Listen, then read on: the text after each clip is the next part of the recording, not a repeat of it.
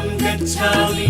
बौद्धं शरणं गच्छामि संघं शरणं गच्छामि धर्मं शरणं गच्छामि